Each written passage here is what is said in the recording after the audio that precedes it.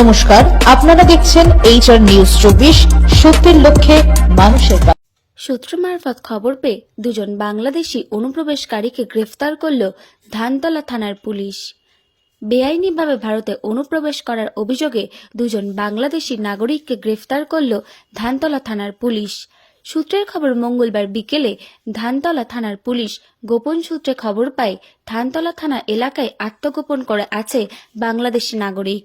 আর এরপরেই ধানতলা থানার পুলিশ অভিযান চালিয়ে এক মহিলা ও একজন বাংলাদেশি যুবককে গ্রেফতার করে।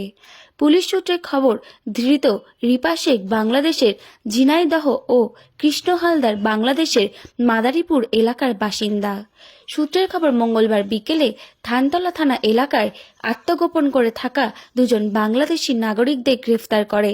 পরে তাদের পুলিশের জিজ্ঞাসাবাদ করে ভারতে আসতে ও আত্মগোপন করার জন্য সাহায্যকারী টাউটের সন্ধান পায় পুলিশ।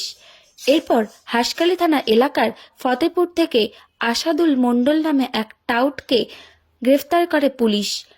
ধৃতদের রানাঘাট আদালতে পাঠানো হয় এবং তদন্ত করছে ধানতলা থানার পুলিশ। নদিয়া থেকে প্রভাত নন্দের রিপোর্ট, HR নিউজ 24।